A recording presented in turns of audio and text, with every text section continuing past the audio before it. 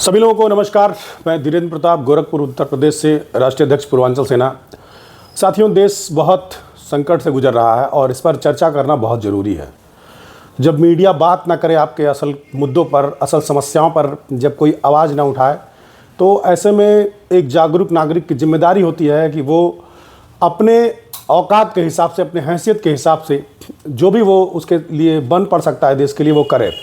तो उसी ड्यूटी को निभाते हुए आज हम कुछ बातें आपसे करना चाहते हैं। साथियों, ये जो बगल में तस्वीर आप देख रहे हैं, इसमें लिखा हुआ है कि विपक्ष का नाम लेने के लिए पुलिस ने इनको टॉर्चर किया, करंट के बिजली के झटके लगाएं और इनसे कहा कि आप विपक्ष का नाम लीजिए। कौन से मामले में? 13 दिसंबर 2001 आप लोग जानते हैं कि संसद पर आतंकी हमला हुआ था और 13 दिसंबर 2023 के दिन हमारे देश के कुछ नौजवानों ने संसद में घुस करके वहाँ पर गैसें उड़ाई, गैस का कैन ले करके गए और उन्होंने गैसें लहरा करके चारों तरफ धुआं कर दिया और वो चिल्लाते रहे कि हमें रोजगार चाहिए, हमको शिक्षा चाहिए, हमको भ्रष्टाचार मुक्त देश चाहिए। वो ये नारा लगा रहे थे। सांसदों ने तत्परता दिखाई और सांसदों ने उनको पकड़ा, खूब पीटा, पुलिस को सौंप दिया गया। उसके बाद हमारे देश की जो गोदी मीडिया है लगी चिल्लाने, उसको लगा कि कितना बड़ा न्यूज़ मिल गया है और इस न्यूज़ में केवल और केवल इस बात को दिखाया गया कि कितना दुस्साहस किया है इन लड़कों ने।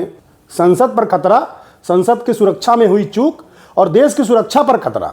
ऐसे तो जो सांसद थे उनकी जान जा सकती थी या उन पर कोई जानलेवा हमला किया जा सकता था। मतलब पूरे और पूरे वाकये को संसद की सुरक्षा से जोड़ करके मीडिया ने दिखाया। अब विपक्ष क्या कर रहा है? जो हमेशा कहता कि मैं मोदी गवर्नमेंट का विरोध कर रहा हूं, मैं एक नई सरकार, हम लोग नई सरकार लाएंगे, और ये विपक्ष जो बार बार मोदी जी द्वारा किए गए वादों को याद दिलाता रहता है, उसका क्या कहना था? उनका भी यही आलाप था कि संसद की सुरक्षा में भारी चूक हुई है। इन नौजवानों को पास किसने दिया संसद में आने के लिए? इन नौजवानों ने कैसे दुस्साहस कर लिया कि ये संसद में घुस गए? पूरी चर्चा, चाहे वो पक्ष हो, विपक्ष हो, मीडिया हो, गोदी मीडिया हो, सब लोगों ने केवल इसी बात पर जोर दिया कि कैसे संसद की सुरक्षा में चूक हुई। जो मेन मुद्दा था, आप सब लोग जानते हैं कि 13 दिसंबर 2001 को हमारे देश के संसद पर आतंकी हमला हुआ था। उसी दिन 2023 को हमारे देश के नौजवानों ने, जो कि जानते थे अगर हम ये ऐसा कृत्य करेंगे तो हमारे ऊपर यूए, पीए, टाडा, दुनिया भर का जितना आतंकी वाला जो तमगा है वो लग जाएगा, हमारा जीवन बर्बाद हो जाएगा, हमें टॉर्चर किया जाएगा, मारा जाएगा, हो सकता है हमें आजीवन कारावास हो जाए। उसके बावजूद उन नौजवानों ने संसद भवन में कूद करके जा करके वो गैस उड़ाया और गैस उड़ाने के साथ साथ वो अपना नारा लगाते रहे कि हमें रोजगार चाहिए, हमें शिक्षा चाहिए, हमें न्याय चाहिए, हमें पारदर्शी कानून चाहिए। उस पर कोई चर्चा नहीं हुई, ना तो पक्ष का, ना तो विपक्ष का, ना तो शासन सत्ता का, ना तो मीडिया का।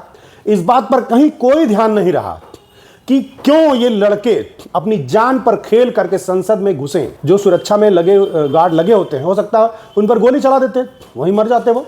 आपने रंग दे बसंती फिल्म देखा होगा, तो यह भी हो सकता था कि वो वहीं पर मारे जाते, लेकिन उसके बावजूद उन्होंने ये रिस्क लिया। क्यों रिस्क लिया? ये क्योंकि मीडिया युवाओं के मुद्दे पर चर्चा नहीं कर रही है।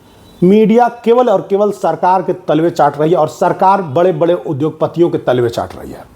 पूरे देश को इस तरह से डिजाइन किया जा रहा है कि मुट्ठी भर चंद उंगली पर गिने जाने वाले लोग इस देश में राज करें।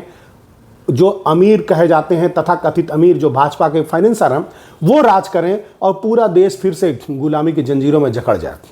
पूरे देश में फिर से धार्मिक सांप्रदायिकता, जात पात पूरी तरीके से थोपने की कोशिश की जा रही है। और इस बीच जो मूलभूत समस्याएं हैं रोटी कपड़ा मकान की, उस पर कोई चर्चा नहीं हो रही। युवाओं का देश कहा जाता है भारत, युवाओं की आबादी हमारे देश में सबसे ज़्यादा है, लेकिन उन युवाओं की समस्याओं पर बात करने वाला कौन है?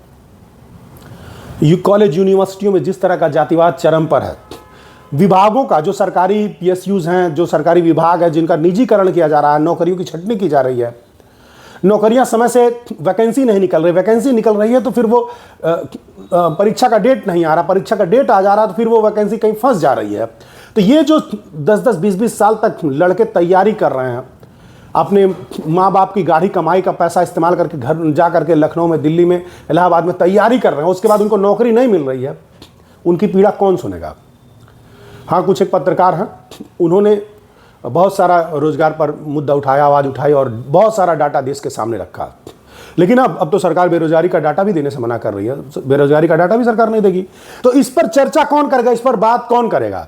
हमारे देश के इन नौजवानों ने हिम्मत दिखाई, संसद में घुसे पूरे देश का ध्यान आकर्षित करने के लिए कि तुम जिस पर चर्चा कर रहे हो मंदिर मस्जिद पर, तुम जो सरकार बनाने की जोड़ तोड़ होड़ में लगे हो, तुम जो अडानी और अंबानी के तलवा चाटने में लगे हो, हमारी समस्या वो नहीं है। हमारी समस्या रोजगार है, हमारी समस्या शिक्षा है।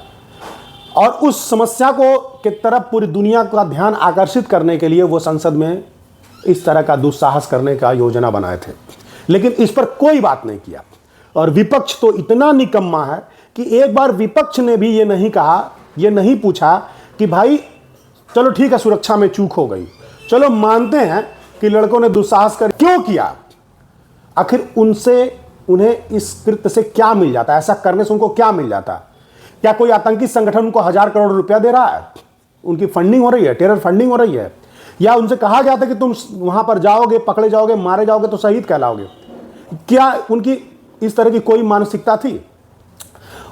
उन नौजवानों की केवल एक ही और एकमात्र उद्देश्य था कि देश का ध्यान, देश की जनता का ध्यान और पूरी दुनिया का ध्यान देश की मूलभूत समस्याओं की तरफ खींचा जा सके। और उन्होंने इस कारण अपनी जान जोखिम में डाल करके ये काम को अंजाम दिया। उन्होंने केवल अपनी बात नहीं की, उन्होंने इस देश के हर युवा की बात की जो आज तड़प रहा है, रोजगार के अभाव में जो है तड़प रहा है, परेशान है, आत्महत्या कर रहा है, अपराध की तरफ बढ़ जा रहा है। उन्होंने हर एक युवा की आवाज़ उठाई और वो संसद के भीतर गए। अब मामला कोर्ट में चल रहा है, दिल्ली कोर्ट में उन युवाओं ने बयान दिया कि पुलिस ने उनको बिजली के झटके दे करके कहा कि तुम बताओ क्या तुम्हारे पीछे विपक्ष था? उन्होंने कहा नहीं, विपक्ष नहीं था। नहीं तो तुम बोलो कि तुम जो ये संसद की सिक्योरिटी को ब्रीच किए हो उसमें विपक्ष का हाथ है। अरे पक्ष का हाथ रहे, विपक्ष का हाथ रहे, वो क्यों किए? इस पर तो चर्चा होनी चाहिए। और कोर्ट, बाकी आप देख ही रहे हैं कि सुप्रीम कोर्ट हो या हाई कोर्ट हो, जितने भी कोर्ट हो, मजबूरी में कहना पड़ता है कि हम उनका सम्मान करते हैं, दिल से नहीं निकलता है। क्योंकि ये महीने 2 महीने पर एक आध अच्छे फैसले कर देते हैं जिससे जनता का ध्यान अटेंशन करे, और वही 1-2 अच्छे फैसलों को मीडिया खूब प्रसारित करती है कि जनता का जो विश्वास जो है कोर्ट पर बना रहे। बाकी सारे फैसले इनके आप देख लीजिए, सारे ऊट पटांग फैसले, हर फैसले में सांप्रदायिकता का एंगल। आज बीजेपी के पक्ष में फैसला दीजिए, कल जाकर के बीजेपी का सांसद बन जाइए या कहीं के राज्यपाल बन जाइए। तो इस तरह से देश की जुडिशियल सिस्टम भी काम कर रहा है। मैं इन युवाओं को सैल्यूट करता हूं, लेकिन मैं कहना चाहूँगा कि आपको इस तरह का जोखिम नहीं उठाना चाहिए। संसद की अपनी एक गरिमा है और केवल उस गरिमा को बहाना बना करके आपकी जो आवाज़ उसको कुचल दिया जाएगा, उसको दबा दिया जाएगा। हम गोरखपुर में हैं, गोरखपुर उत्तर प्रदेश का एक शहर है, यहाँ से ही योगी आदित्यनाथ का जो है ये संसदीय क्षेत्र रहा है और आज वो मुख्यमंत्री हैं। गोरखपुर में धरना प्रदर्शन करने की अनुमति नहीं है। अगर कोई पुलिस वाला गलत काम कर रहा है, कोई प्रशासनिक अधिकारी गलत काम कर रहा है, कहीं आपके साथ भ्रष्टाचार हो रहा है, चाहे तहसील हो चाहे वो कोई भी विभाग हो, उसके खिलाफ अगर आप कोई शिकायत करते हो, उस पर सुनवाई नहीं हो रही है, तो अंतिम रास्ता बचता है हम अपने लोकतांत्रिक हक अधिकार का इस्तेमाल करें और धरना प्रदर्शन करें। उस धरना प्रदर्शन को गोरखपुर में खत्म कर दिया गया है। आरटीआई से हमने जानकारी मांगनी चाहिए, उसको भी ऑनलाइन आरटीआई हमने भेजा था कि क्या गोरखपुर में धरना प्रदर्शन करने के लिए कोई जगह निर्धारित है और कितने धरना प्रदर्शन की अनुमति गोरखपुर प्रशासन ने दिया है। कोई उत्तर नहीं मिला, रिजेक्ट कर दिया गया। तो गोरखपुर जैसे शहर में धरना प्रदर्शन प्रतिबंधित है, पूरे देश की क्या स्थिति आप लोग समझ लीजिए। तो मैं फिर से अपने देश के युवाओं से कहना चाहता हूं कि थोड़ा सा इस जालिम सरकार से के बारे में देखो, पूरी दुनिया में जो इतिहास हो उसको देखो। ये पूरी दुनिया के इतिहास से सीख ले रहे हैं, खास करके हिटलर वाला जो एपिसोड है। पूरी दुनिया में एक और जो है वन पार्टी डिक्टेटरशिप लाना चाहते हैं हमारे देश में, जिस तरह से चाइना में, जिस तरह से रशिया में, जिस तरह से किम जोंग उन हरकत कर रहा है, तानाशाह बनने की कोशिश कर रहा है, वही तानाशाही हमारे देश में चल रही है।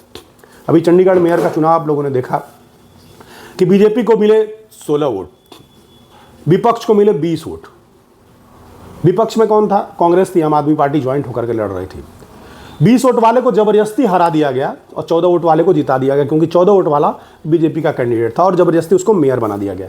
और क्या किया गया, जो पीठासीन अधिकारी था उसने 8 वोट जो है इनवैलिड कर दिए बीजेपी के कैंडिडेट को जिताने के लिए। इस तरह की बेईमानी सरेआम चल रही है।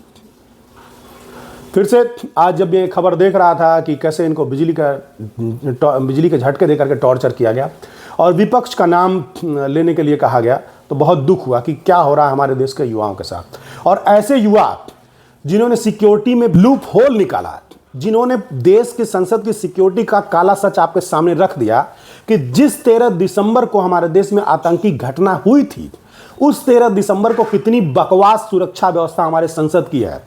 ऐसे युवाओं को सरकार को पुरस्कृत करना चाहिए कि कम से कम तुमने ये बता दिया हमको कि किस तरह से यहाँ पर सिक्योरिटी को तोड़ करके सारे सांसदों के साथ कुछ भी किया जा सकता है। उनको पुरस्कृत करना चाहिए। और कायदतन उनका जो डिमांड था कि भाई तुम ऐसा करने के लिए क्यों मजबूर हुए। एक आइडियल गवर्नमेंट अगर चाहत होती तो आइडियल गवर्नमेंट क्या करती, उनकी समस्या को सुनती, बताओ तुमने ऐसा क्यों किया, बजाय इसके कि उनके ऊपर जो है देशद्रोह लगा देना, यूएपीए लगा देना और उनको टार्चर करना, बिजली के झटके देना। ऐसा नहीं करती। आप भी सोचिएगा और कमेंट करके बताइएगा कि आपको ये वीडियो कैसा लगा।